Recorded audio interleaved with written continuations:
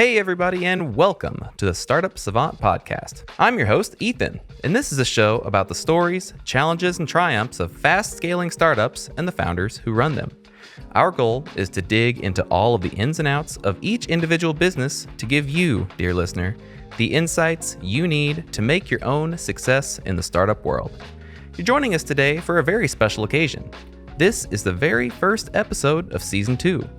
And if you've listened to the show in the past, you might notice a couple of things have changed, such as a missing co-host. Don't worry folks, Annika is still around. She might even poke her head in a couple times to make sure I'm behaving.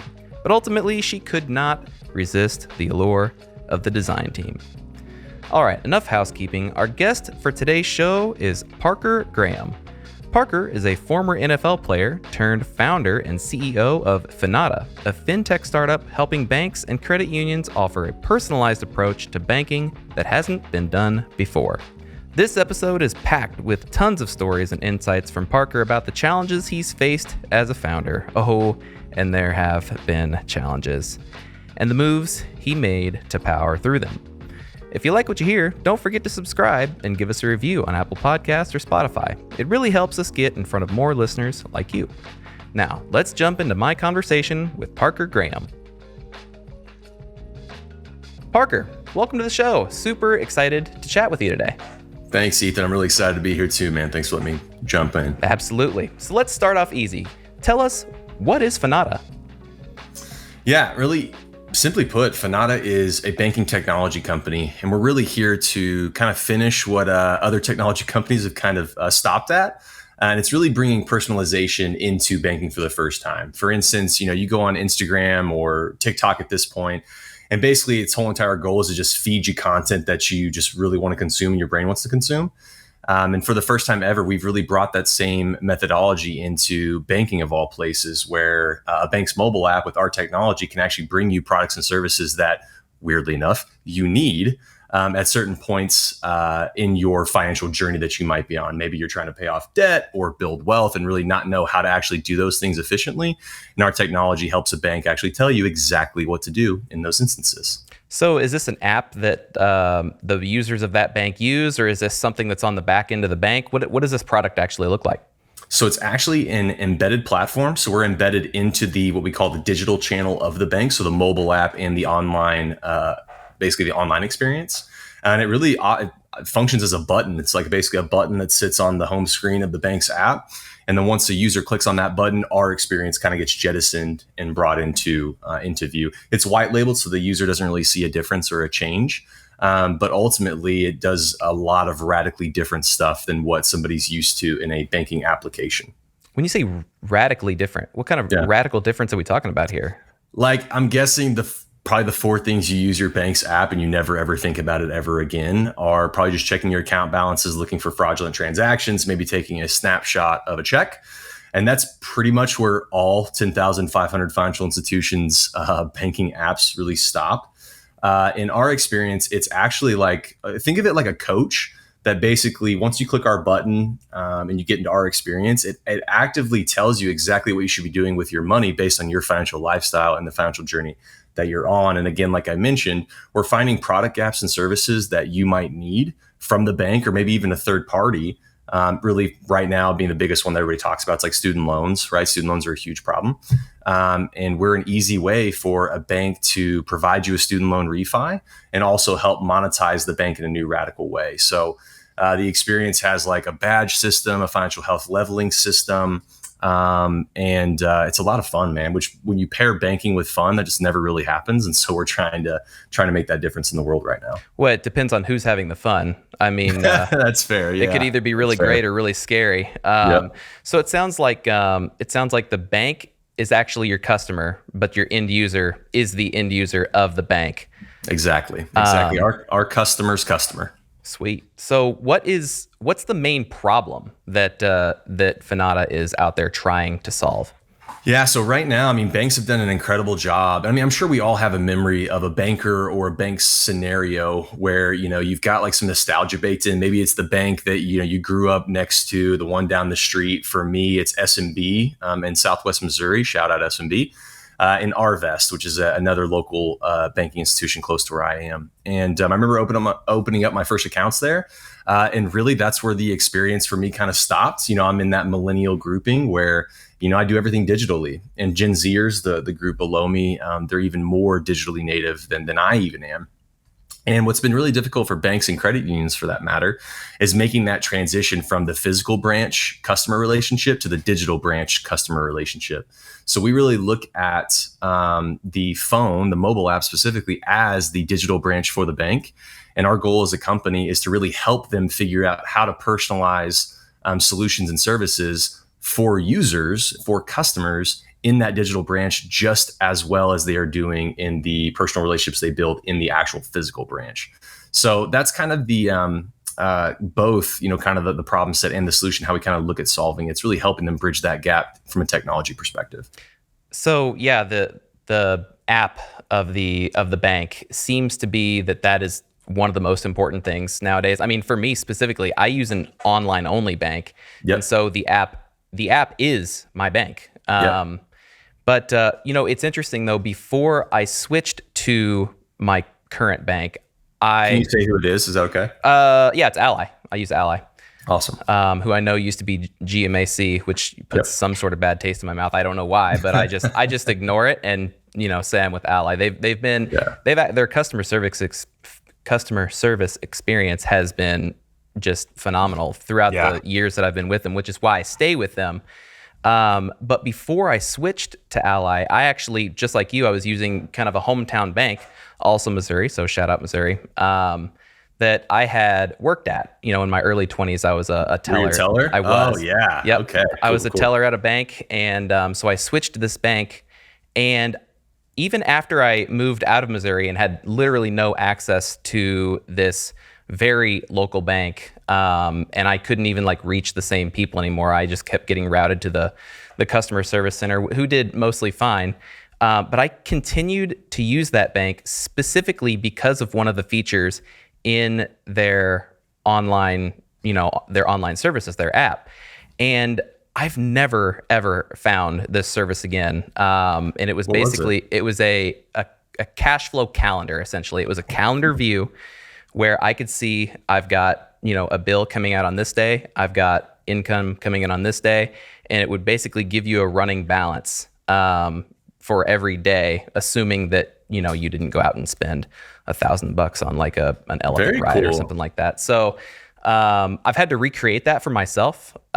So if you could, do that and then get into the banks that I'm into, then let's do it. I mean, honestly, your point there is pretty fascinating. The banking is a commodity. It's a commodity now. It's something that we just are all used to, and you really can get the same. If we're being honest, you can get the same service from any different branch. Throw a rock in your town that you're currently standing in, you'll hit a bank more than likely. Oh yeah.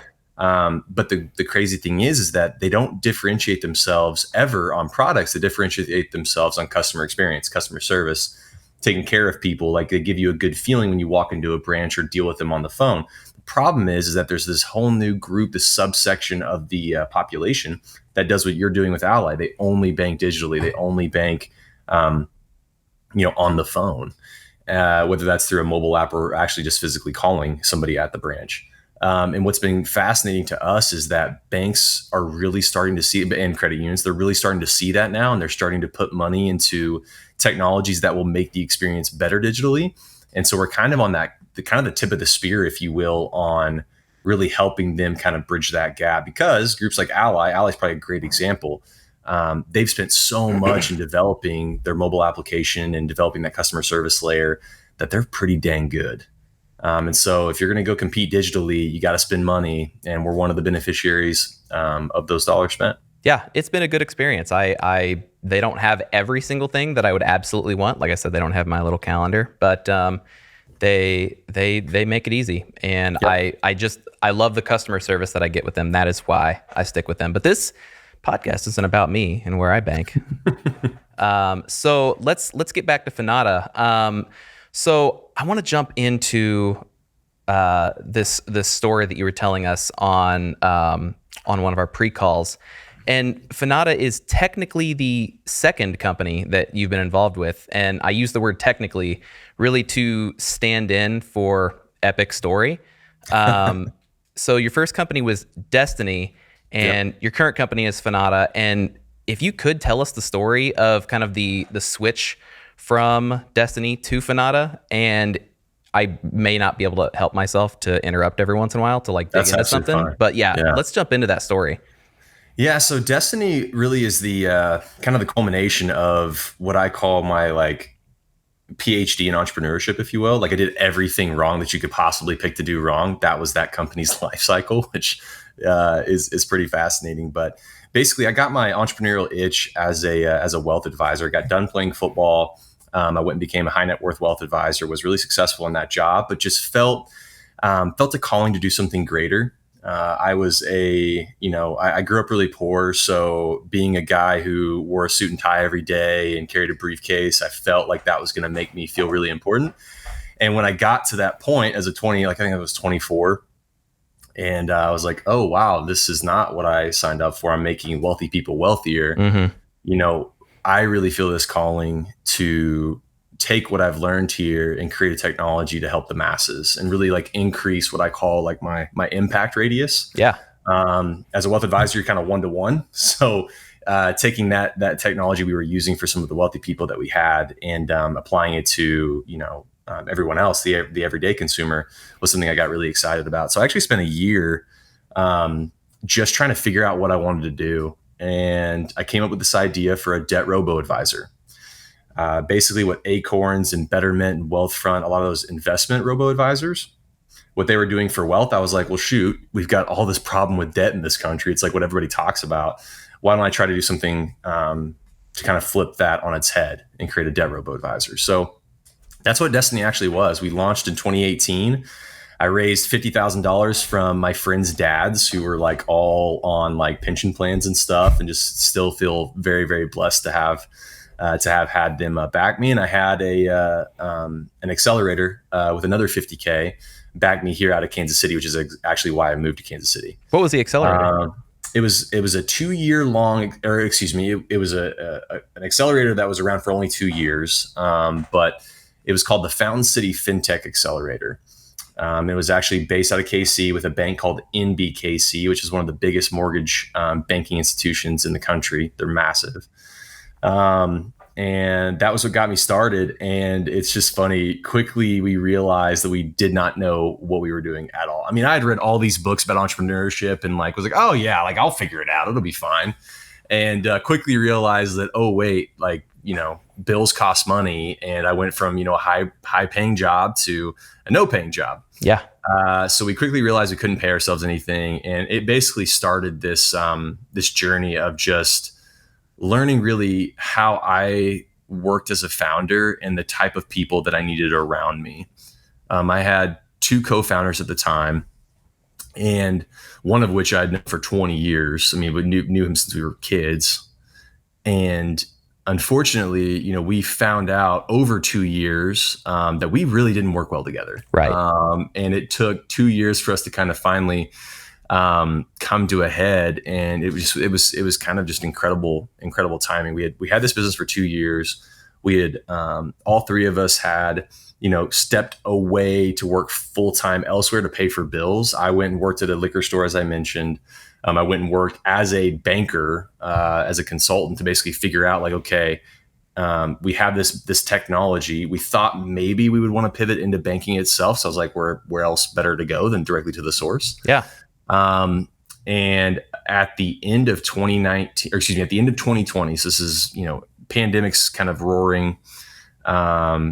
We had about $30,000 left in our bank account. And if we just kept doing what we were doing, we could eke that by for like 8 months or something, because we were barely spending any money on the tech itself.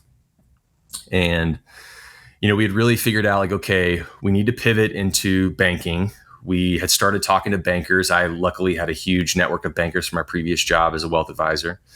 And we really figured out like, okay, we could take our technology, what was Destiny at the time, and kind of reconfigure it and elaborate on it and create this really cool platform that banking customers could use in a very similar way. And it was basically going to take, if you can think about like our tech, it was going to take something that was about as, big as a dime and turn it into a dollar bill. Like that was how drastically much more code we needed. And my two co-founders are both luckily software engineers. So I never had to pay really anything for software development. And basically it came to a head where I was like, guys, listen, we need really two things right now. We need customers or we need investors.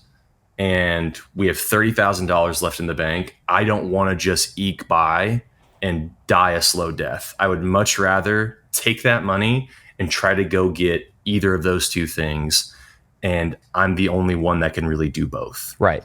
And so I went ahead and made that decision. I quit that consulting job. I went directly into full-time at Destiny. And we were thinking about changing the name. We were thinking about all these different things.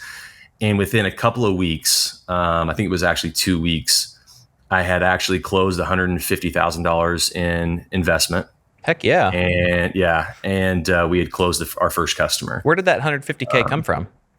Luckily, actually, you can call it luck, you can call it blessed, you can call it a lot of different things. But we had there was an investor conference that was digital. Okay. I'm trying to remember the name of it. It'll come to me. And basically, you did like a speed dating thing with investors. And based on all the traction that we had and the vision for the company that we wanted to build and how much money we needed, I met all those investors there, and that's what we closed at the end of it. So I think I had done that 2 weeks prior, and then that second week closed that money. Wow, that's awesome. Yeah, and then we got a customer too, which was great. So, we kind of got both. And what was crazy was, I get on our daily stand-up call and I tell the two co-founders, like, hey guys, we not only got the investment done, but we got a customer too. There just was crickets on the end of the line. And I was like, that's kind of weird. And the co-founder that I was very, very close to called me and said he wanted to go get lunch. And at that point I was like, all right, like something's up here. And basically he had seen what it was gonna take to actually build the tech of the platform that we were gonna need. And he didn't feel like he wanted to do that anymore, which, a huge blessing in disguise. Like I was very upset about it, but hindsight looking back, like that's exactly what we needed to happen.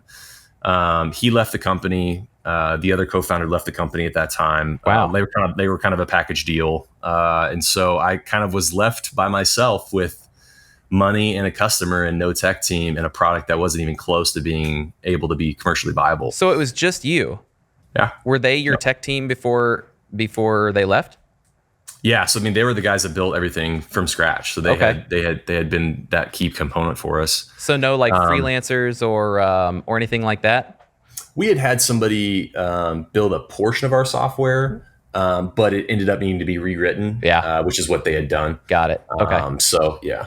All right. So you've got this 150K in new investment. You've got this new customer.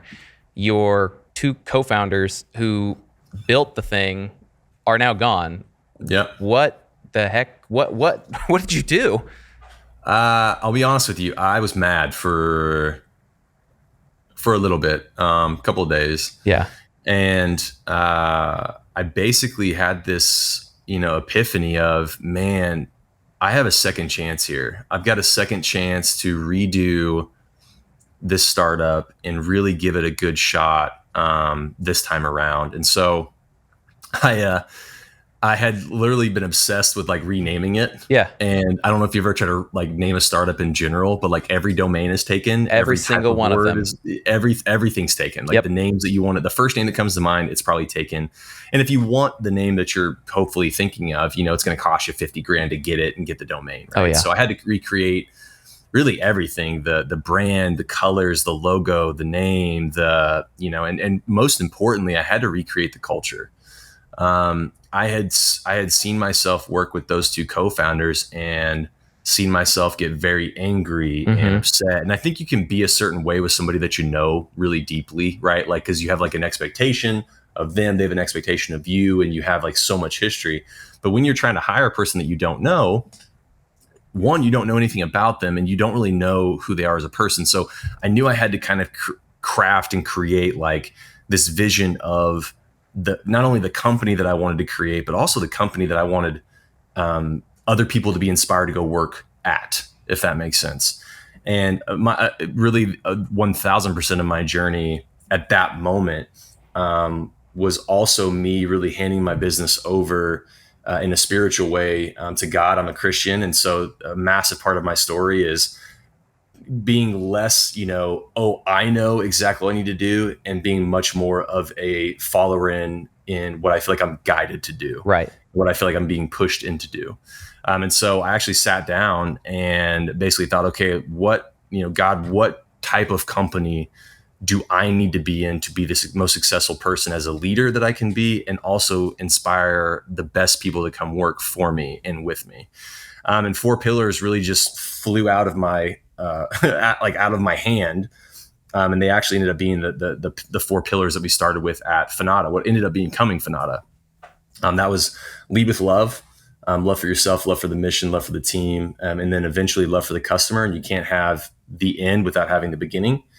The second one was radical transparency. I had definitely realized that with working with engineers, that there's a lot of ambiguity unless you start up front with not having any. And I also, working with banks, like I just wanted to be open, honest, and transparent with everything that we do from top to bottom. And that includes with customers, that includes with people. And I wanted people that also wanted that for themselves as well. I feel like there's a lot of tension in organizations when like you can't be honest. Yeah. So having that as a pillar was a massive one. The third one is unapologetic accountability, which basically means like everybody's an adult here. We don't need to watch over you, and you also shouldn't need us to watch over you. It also has this like row the boat mentality where when you join our company, we're heading towards the North Star, and that is improving financial lives for 100 million people. And I don't know if you've ever been in a boat with multiple people, but if everybody's rowing in the same direction, you can get there really efficiently. But if one person is off on beat or pattern or distance or waypoint, one little inch at the starting point can be a mile at the ending point, right? And so we really wanted that to be a huge part of it. Then the fourth one was good times and good vibes. What we're doing is changing the world in banking, and it's extremely freaking difficult, like extremely difficult for a multitude of reasons. And so because of that, we have to laugh loud, hard, and often. Those were the 4 that came to me, and I literally just wrote them on a piece of paper and started telling that story to everyone that I could. And I found a CTO person in Kansas City. It's where I'm actually based out of. And told him my story, told him about what I wanted to build, and he wanted to join me. And from there, it just next person came on, next person came on, next person came on, next person came on. And all these people were working for me for pennies. I mean, just pennies of what they were actually worth from a contract perspective. And we built this company together. Basically, fast forward 6 months from that determination, and that, writing the culture, hiring the first couple of employees. 6 months later, we met our would-be eventual seed investor. 6 months after that, so this is a full year after my co-founders left the business, we had our next customer and a $3 million check for our seed round. So full circle moment in 2021, right? Like the company that I eventually wanted to set out and go build was Finotta. And that's what happened over that year. And now you fast forward a year later, now in 2022, kind of the same season. We're at a trajectory right now where we could literally change the industry, which is a really long story to answer your question, but that's really how we got to where we are today. No, and it's a good story, and there's so many things that we're gonna dive in from that. And I'm just trying to figure out which direction to go first. So let's talk a little bit about those values. I mean, did those just like pop into your head, or like were you watching like some infomercial at 2 a.m. and your half asleep brain was like, that one sounds good, let's do it? I mean, like, where did these things come from? Yeah, I think when you throw Christian principles on things, you're spirit led and spirit guided. And I truly think that, I was reflecting a lot. I was praying a lot. I was really trying to figure out like what are the characteristics of people that I want to work with every day. And those were I realized I couldn't do 10 because I couldn't memorize 10. I played football and, got hit in the head a lot. So it needs to be very simple. And it was also something that, people could rally around, like who doesn't want to work for a company where love is the first pillar in it, right? Well, that's a good question. Do you ever find any pushback with people that are like, "Oh, love. I don't know about like." Do they get weird with that word? Or are those the type of people who you're like, "Oh, you're weird with that word. Maybe this isn't the place for you." Well, first off, and this, I don't know if this is shocking or not, but literally everyone, that's their favorite one. Really? Yeah, we've never had anybody, and I guess that's a good point. Like we're so open about it. It's on our website. So like before anybody does an interview with us, and we have a very specific interview process, as all startups should. That's the first thing they're going to see on that culture page. And so they probably wouldn't apply if that didn't speak to them, if that makes sense. We're probably already doing a little bit of like, kind of working through the weeds, if you will, or weeding through people. But no, typically when we get to a certain stage where people are talking to me in that interview process, like they're there because of the culture, to be honest with you. Okay. Yeah. That's awesome. So aside of just hiring the right people, how do you keep your entire team in line with those core values? Oh my goodness. And honestly, the coolest thing about this is that a lot of it doesn't come from me. Our team, and we talk about the family as a team, like, it's a lot less me and it's a lot more everyone else. We all hold it, and this is what's crazy. They all tie together. So accountability means that we all hold each other accountable to the pillars, right? And we actually have 5 now. We have another one called Eternal Hope. It's interesting. I don't have to do that. I don't have to be like the culture, general, if you will. Literally everyone has their own special part of it. And they've actually also, inspired growth in that area. I've got probably 10 stories I could tell from each one of my employees who, lives a pillar in a day in a certain way. So yeah, it's been a lot of just getting the right people in. And once you get the right people in, they want to be the ones to carry it on to the next group, to the next group, to the next group. Because right now we're at 15 employees.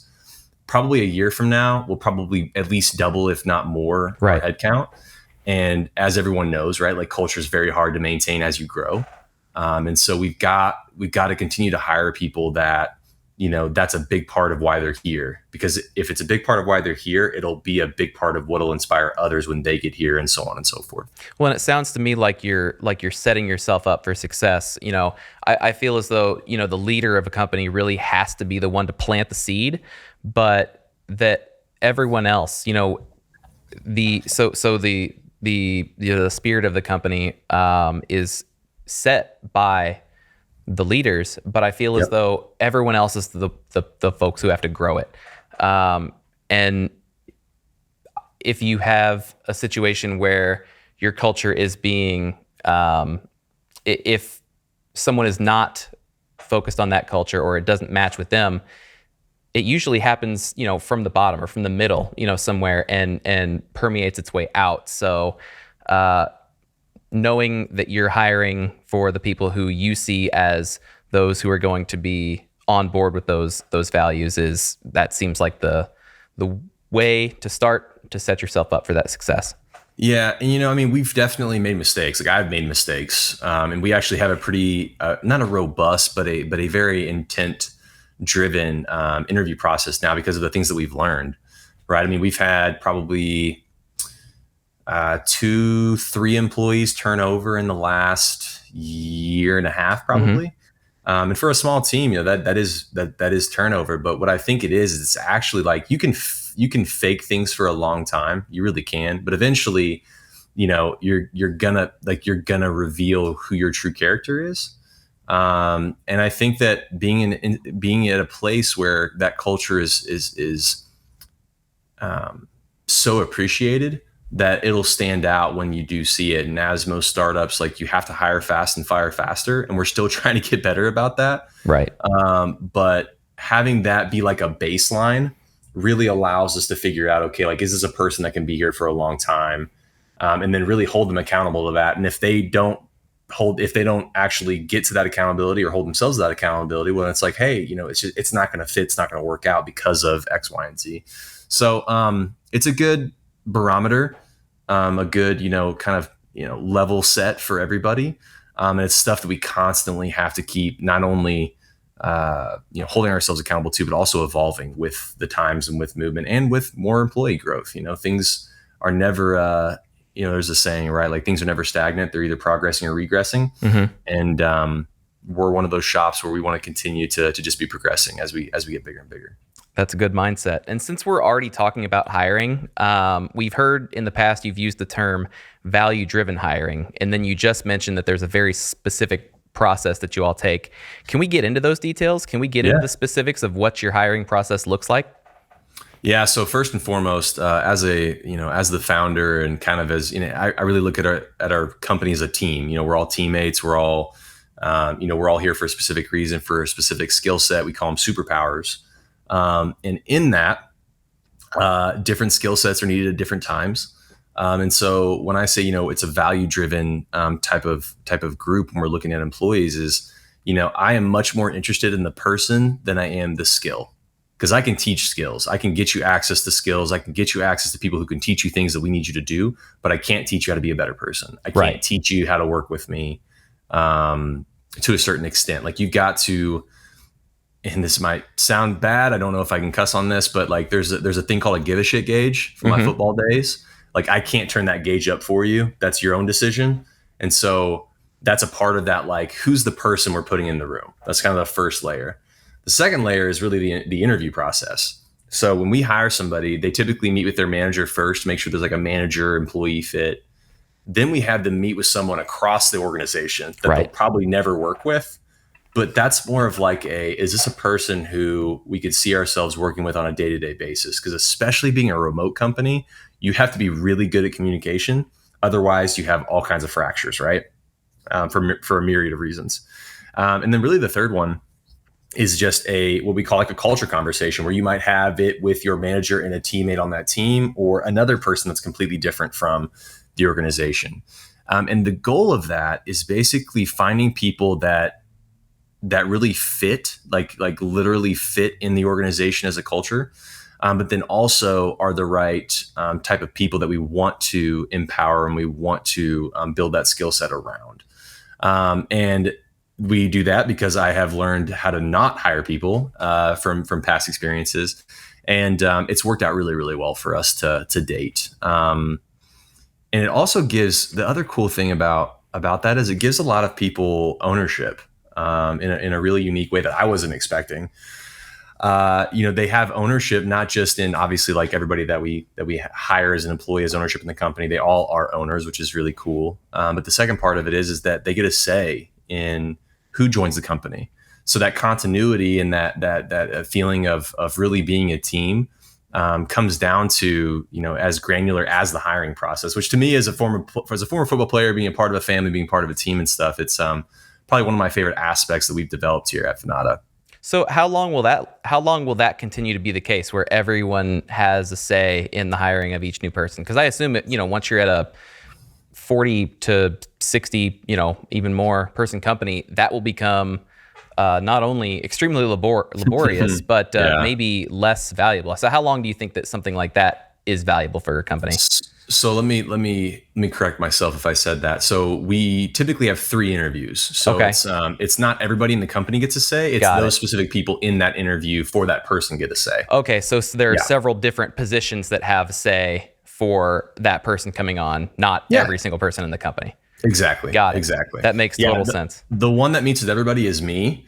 That is probably the one that we will try to keep sustainable as long as we can. Yeah.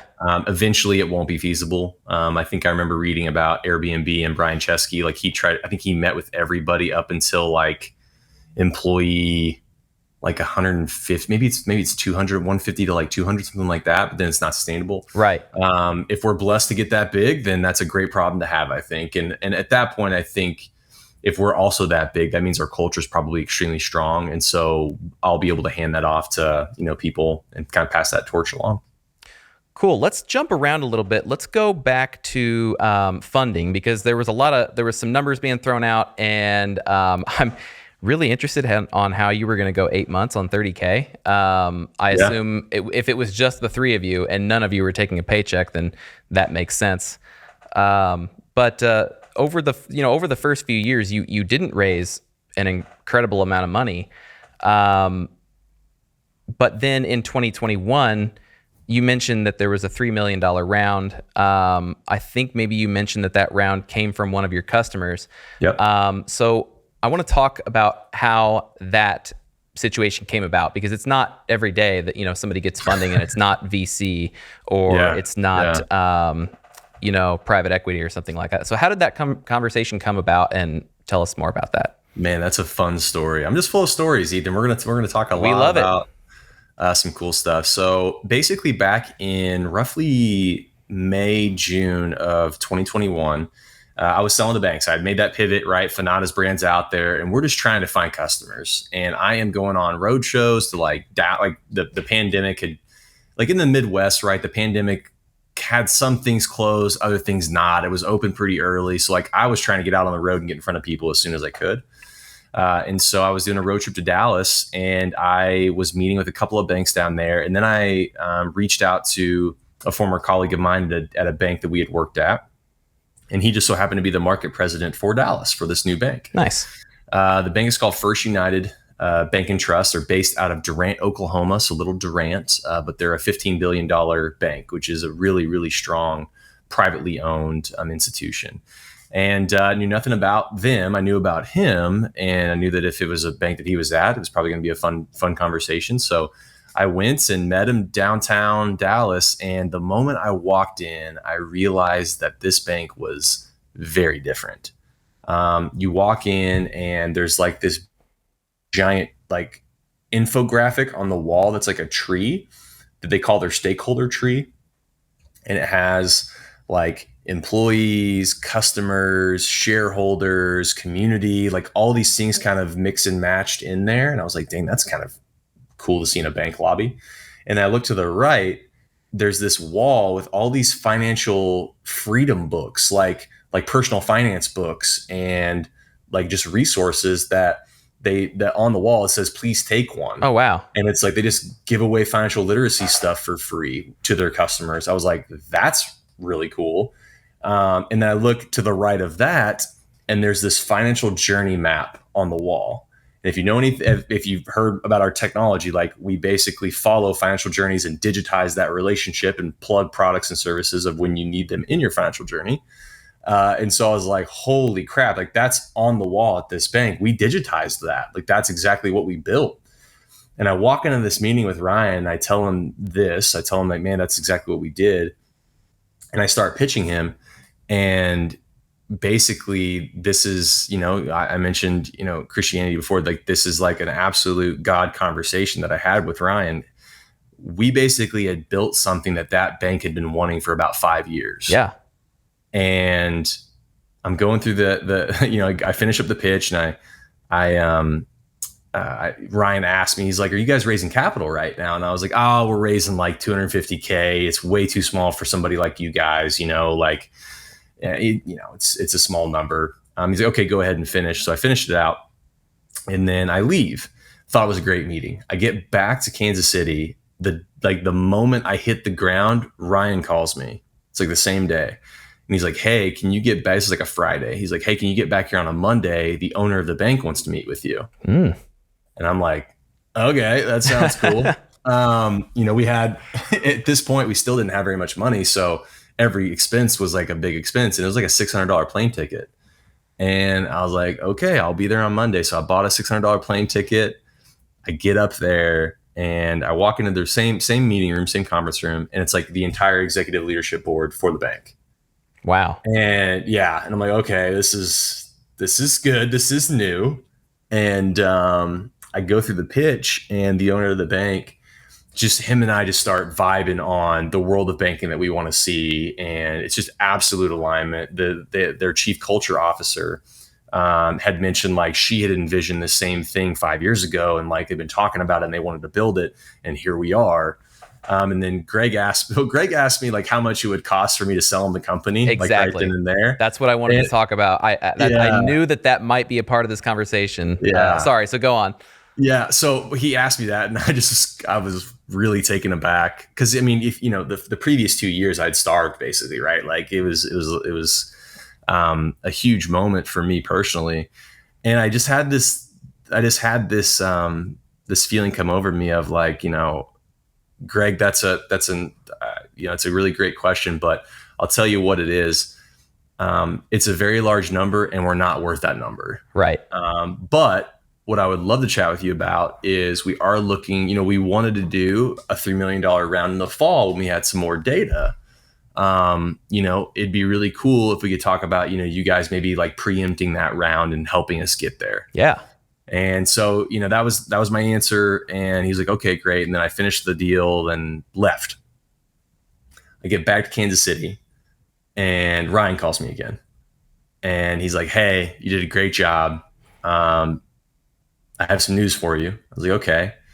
And he's like, not only did Greg love it, Melissa loved it, all these people loved it, but we want to go ahead and fully subscribe that entire $3 million. That's we want to raise awesome. it right now.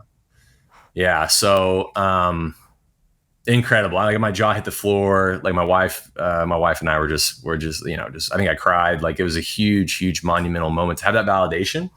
To see this vision of what you wanted to build and have somebody like that validate it for you was massive. And it took us about 6 months to close that money. So within 6 months, the company was completely transformed. All the employees that I had hired that I was paying pennies to got to come on full time and really start doing this thing in earnest. And we basically built the product, the platform to really fit to really their ecosystem. So their digital provider, their core.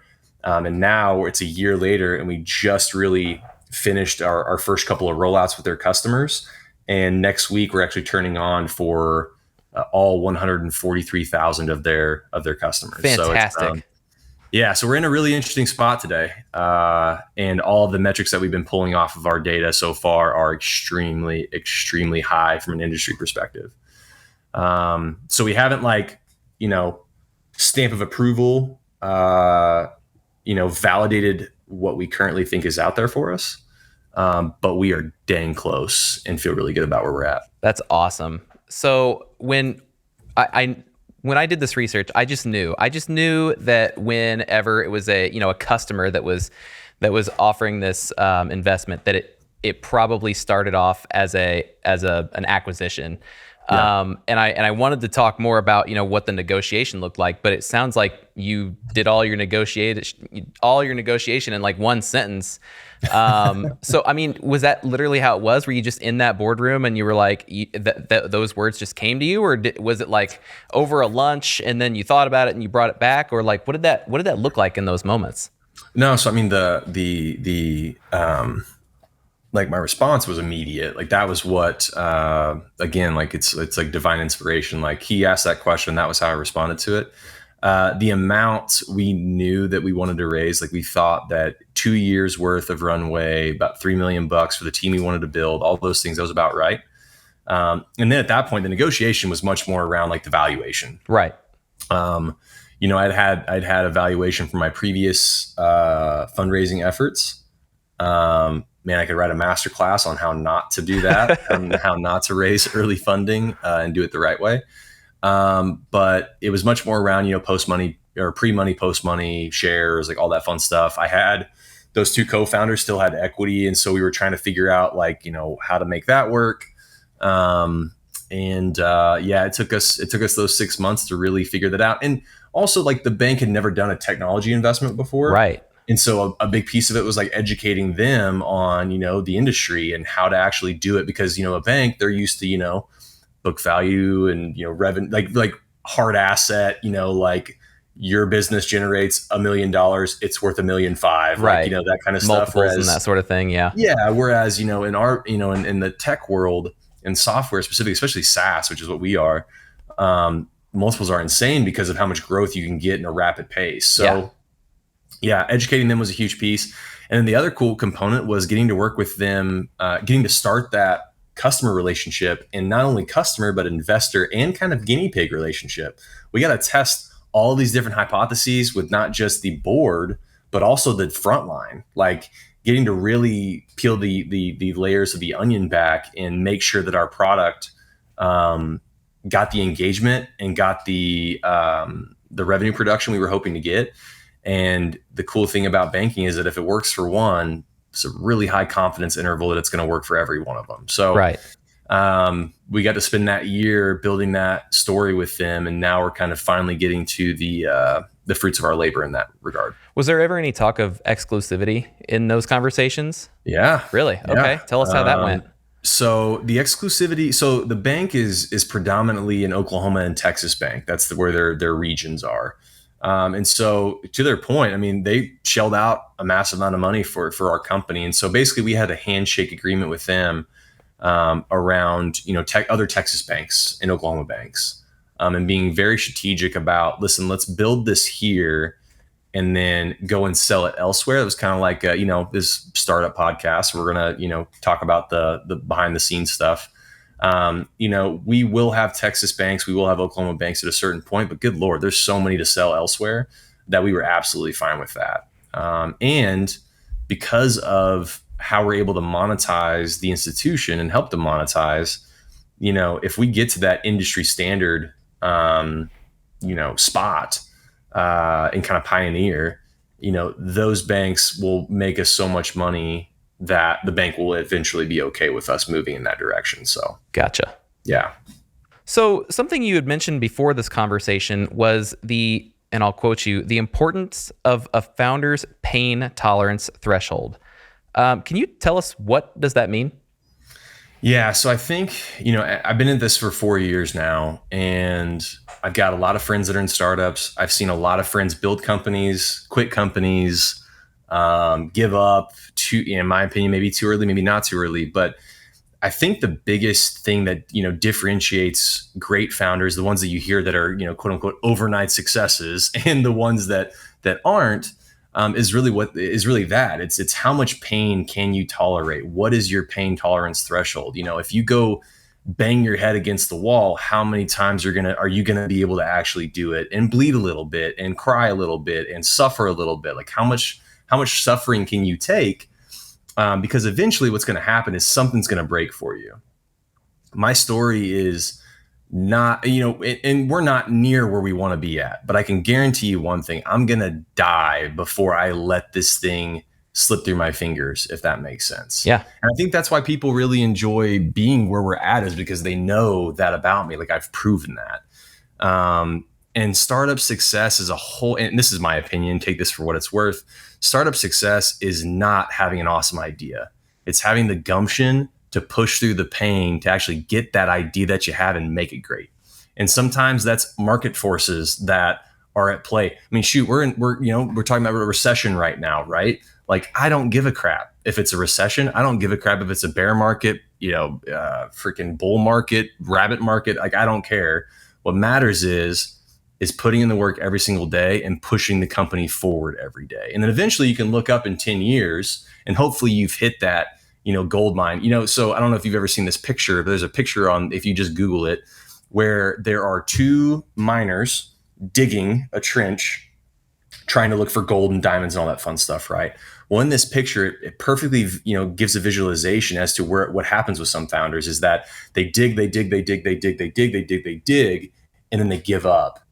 And then just under that picture is a miner who does the exact same thing, but keeps going one more inch, and he strikes those diamonds that are sitting right there. Yep.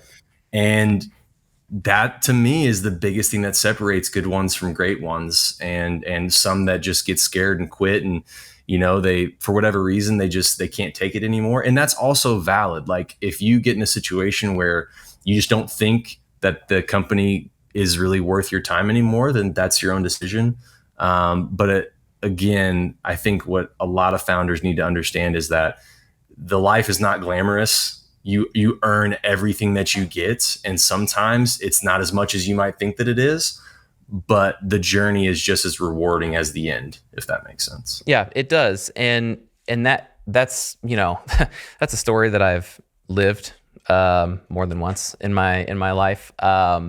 How is it that you have, and maybe even, how would others, but how is it that you have developed the mindset of, I am going to keep digging. I am sure that there is gold down here. I don't know if it's 10 feet deep or 100 feet deep or 1,000 feet deep. How did you develop the mindset of, I'm just going to keep digging?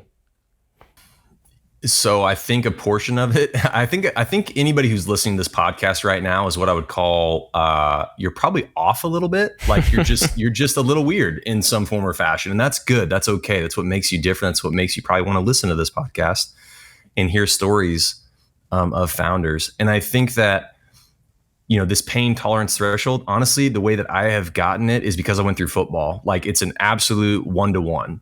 I went through high level athletics. You go through all of the different pain points that you really experience as a founder too. It's very similar.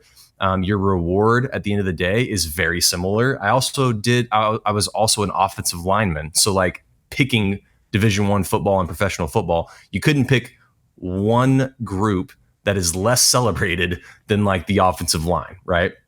The only time you're celebrated, the only time that you're known is if you do something bad. Right. It's like a kicker, right? Like you're there to do your job, which is to block for the quarterback or the running back or whatever. And if you don't, then that's when everybody knows about it, right? So you're kind of silently suffering and silently celebrating in that world. And so I just kind of parlayed that into this realm, right? So I was very, very used to it from a mindset perspective. How others can do that and stretch that muscle is by really making sure like what your goal is. Like, is your goal to be famous? This ain't the job. Like it's not. Like there's so many different variables and there's so many other things you can do to be famous. And I feel like a lot of founders, that's kind of what they want. They want to be like known. If you want to be known and you become a startup founder, like you're not gonna last. Right. Like you have to have what you want be the first. Like you have to, whatever you're wanting to build, you have to be literally obsessed with that thing existing. You have to be obsessed with it. And in my opinion, that is actually how that pain tolerance threshold expands, is because you're obsessing about it every single day, every single moment, that you really can't envision a world where it doesn't exist. And at that point, you kind of cross over, if you will, into that world where I'm going to die before this thing fails. And that also being said, like some of these things don't work out. They don't. But you should be pushing as hard as you possibly can to make sure that it can't exist before you give up beforehand. So you got to be a little weird too. Like you just got to be. You can't be a normal person and do this job. I will tell you that 100%. So that makes sense to me. All right. We're going to wrap up here in a few minutes. But one last question for you. What is your number one piece of advice for early stage entrepreneurs? Man, it's hard to pick one. So in this question, early stage entrepreneurs, that probably means you've already started your business, which is fantastic. If you've already started your business and you're starting to move, what I would say is the best piece of advice is to really broaden your network. Ask people, like I'm talking about, when I first started, I felt like I had to, act a lot bigger than I was, as opposed to really just reaching out to anyone and everyone I possibly could to broaden that network. And when I figured that out, actually, I read a book called Dig Your Well Before You're Thirsty. I don't know if you guys have ever read that book, but it basically goes to that same process, is like the more people that you know, the more people that you know, because they know people that you don't know, and you never know who you need to have access to be successful at a certain point. Right. And so broaden your network as best you can. That's almost a job, I would say. And that goes into like, not just like your investor network because you want to raise capital, not just your, customer network because you want to meet prospects, but really like your industry network. One of the most successful things that we've done is build friendships in our industry. And that has helped us with acquiring prospects. It's helped us with acquiring investors. And it's a huge hack that I feel like as entrepreneurs, we're so like solo sometimes, and we're so kind of like siloed to ourselves because we, I don't know, we just don't want to be embarrassed, or we don't want to act like we're not big enough. But oh my gosh, like the more you can get other people into your sphere, and not just because you want to use them, like actually build relationships and friendships, because it's a lonely world out there as an entrepreneur, and you're going to need them at some point, whether you know it or not. All right. Build that network. You heard it here first. Cool. So where can people connect with you online, and how can our listeners support Finotta? Yeah. So first off, I'm on LinkedIn. That's my primary social channel. It's Parker CM Graham, and same handle actually for Instagram as well. But Finotta, we're doing a lot of fun stuff. I mean, we've got an amazing podcast ourselves, which tells really the story. We got into it a little bit here, but our full story is on Once Upon a Startup. You can look at those on Spotify or really any other place to get your podcast. And then we do interviews like this all the time, but really what I would say is that if you are a banker or you're a part of a bank, definitely reach out to me on LinkedIn, because we're always looking to jump into new prospects and new customer discovery so we can help more and more people. We talk about affecting the financial lives of 100 million people, and we're not kidding. That's our ultimate goal. And so just one more person adds to that bucket so we can keep building that impact radius. Heck yeah. All right. Thank you so much for coming on. We are going to put all those links and everything else y'all heard today in the show notes. But that is going to be it for today's episode of the Startup Savant podcast. Thanks for hanging out. So this was the first episode of season 2. Obviously, things are a little bit different now, and we hope that these changes are a net positive for the show moving forward.